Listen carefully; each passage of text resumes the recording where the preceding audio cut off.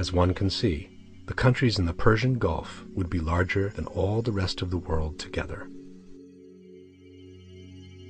The debate on how much oil is still left in the world is open, and ranges from those who maintain that the peak of extraction has already been reached, to those who believe that the shortage would not begin for many more years. In any case, the United States produces only 4% of the oil in the world, while it consumes about 26% of the total production. What we have here is a stripper well that's producing from about 5,000 feet down, about a mile down. It's only producing 7 barrels per day, which is not very much. Most of the wells in this area produce about 7 barrels per day. This well once produced 100 barrels per day about 30 years ago. Since then, it's declined because it's only so much oil down in the ground, so we're producing it all, and it's running out of oil.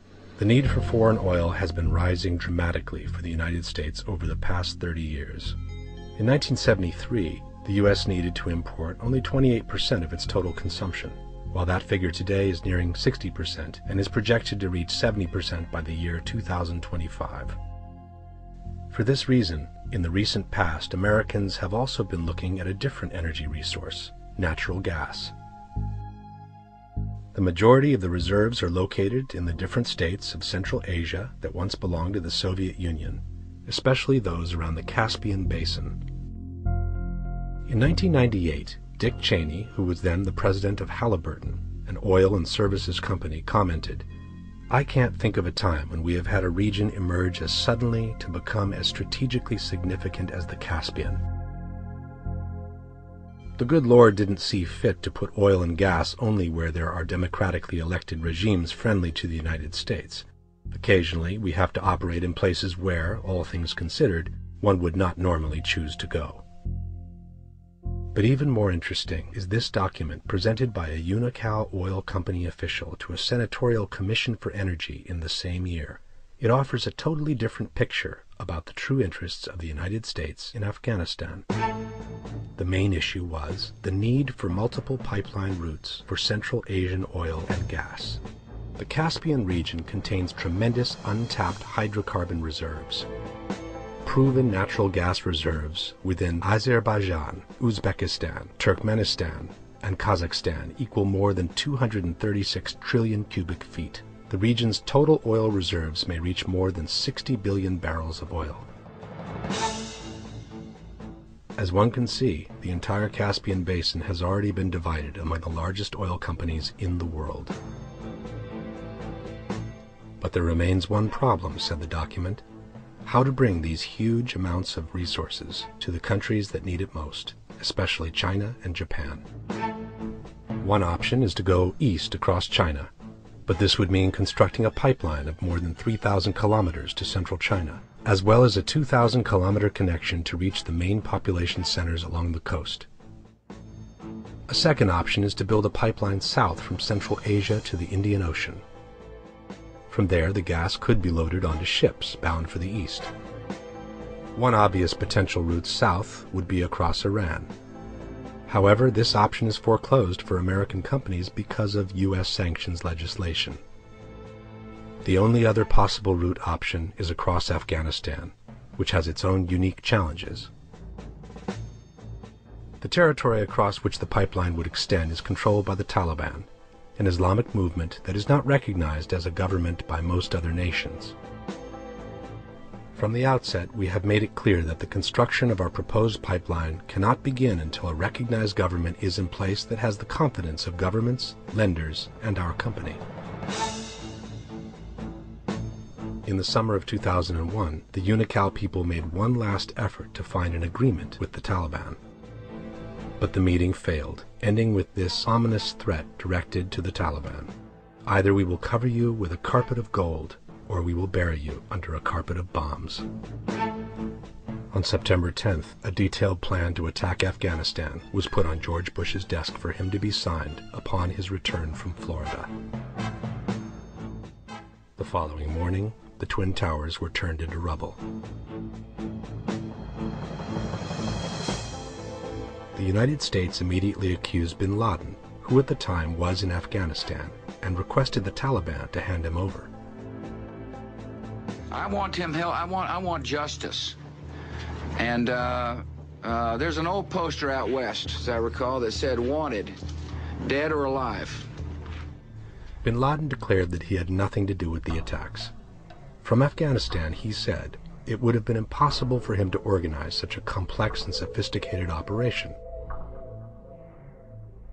And a few days later he added, there exists a government within the government of the United States. That secret government must be asked as to whom carried out these attacks. The U.S. should trace the perpetrators of those attacks to these persons who want to make the present century one of their own control, who want to enslave other countries. The Taliban responded that they would hand over the Saudi sheikh after the United States had shown the world the evidence that he was responsible for the attacks. But this never happened, and 3 weeks later, the United States attacked Afghanistan at the head of an international coalition.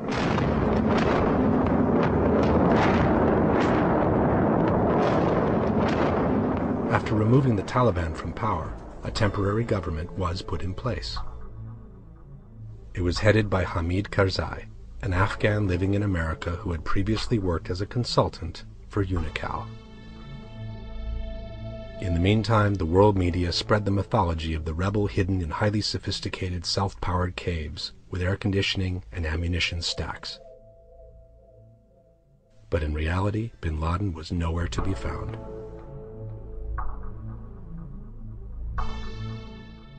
Instead of increasing the pressure, 3 months later, President Bush shocked the world by suddenly announcing that bin Laden had become irrelevant. And, again, I don't know where he is.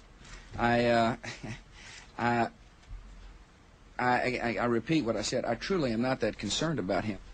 In the meantime, the deal between Afghanistan, Turkmenistan, and Pakistan for the pipeline to the Indian Ocean had been signed, exactly at the conditions posed by UNICAL 4 years before. If you map the pipeline, proposed pipeline route across Afghanistan, and you look at our bases, matches perfectly.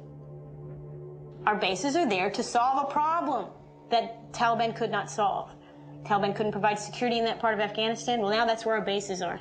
One of the ways that give the oil companies tremendous clout is the recognition that their interests and the interests of the nation are pretty much the same.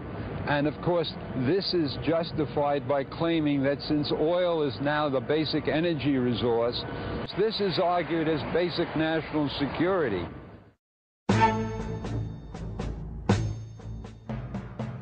As we know, the final goal for the neocons had always been Iraq, which had nothing to do with Islamic terrorism.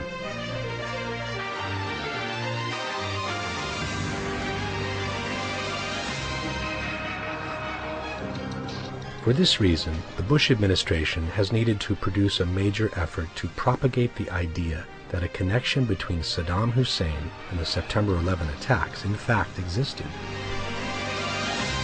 General Clark has said publicly that on 9/11, as American couples were holding hands and jumping to their death, the White House called him and said, "Pin it on Iraq." They weren't thinking about the Americans dying. They weren't thinking about the people who were committing suicide in order to escape the flames. They were thinking about 9/11 not as an attack, but as a gift. The president dragged me into a room with a couple of other people, shut the door, and said, "I want you to find whether Iraq did this." That George Bush wanted me to come back with a report that said, Iraq did this. Secretary of the Treasury Paul O'Neill decided to leave the administration when he became aware of their true intents in the Middle East. That questions such as why Saddam and why now were never asked. It's all about finding a way to do it. That was the tone of it. The president saying, "Go find me a way to do this." From the very beginning, there was a conviction that Saddam Hussein was a bad person and that he needed to go. He says that going after Saddam Hussein was topic A 10 days after the inauguration, 8 months before September 11th. The problem for the Bush administration is that plans that already existed for regime change in Iraq had to be justified. They couldn't just go in without public support. The public support was created by connecting Saddam Hussein to those fears of terrorism. The fear generated by 9/11, the fear of terrorist networks, has to be transferred to Iraq. That is, the American people have to learn to be as afraid of Saddam Hussein as they are of Osama bin Laden. If they'd come to the American people and said, look, we want to engage in a war of conquest, in effect, to reestablish the balance politically in the Middle East, I don't think people would have gone along with it. The president basically has let the public believe a lie, which is that Iraq played a role in 9/11, which is nonsense. I've never believed that from the very beginning. Why would Saddam Hussein risk being involved with Al-Qaeda? He has no record of trusting terrorist groups. Here's this guy, I was on TV with him. He said this in public. That bastard Saddam Hussein was responsible for September 11th. When he knew very well that there was no basis for this story. Saddam Hussein. Saddam Hussein. Saddam Hussein. Saddam Hussein. Saddam Hussein. Saddam. Saddam. Saddam. Saddam. Saddam. Saddam. Saddam. Saddam. Saddam. Saddam. Saddam. Saddam Hussein. Iraq continues to flaunt its hostility toward America and to support terror. The Iraqi regime has plotted to develop anthrax and nerve gas and nuclear weapons for over a decade. This is a regime that has something to hide from the civilized world. His regime has the design for a nuclear weapon, was working on in terms of the actual weapons that they've been producing. They've been busy in terms of expanding. Recently was discovered seeking significant quantities of uranium from Africa. Institutional capability to produce additional weapons. Iraq has weapons of mass destruction. Busy in terms of expanding their capability. They have weapons of mass destruction. Any country on the face of those weapons, year after year after year, knows that Iraq has weapons of mass destruction. Of purpose, that they're purposeful about what they're doing. C'est ça qui est inquiétant, de voir avec quelle facilité. The disturbing thing is to see how well-organized and repetitive propaganda, driving the point home into people's minds, can be so effective.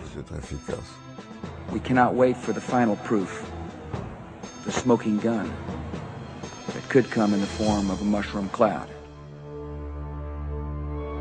How much longer are we willing to put up with Iraq's noncompliance before we, as a council, we as the United Nations say, enough?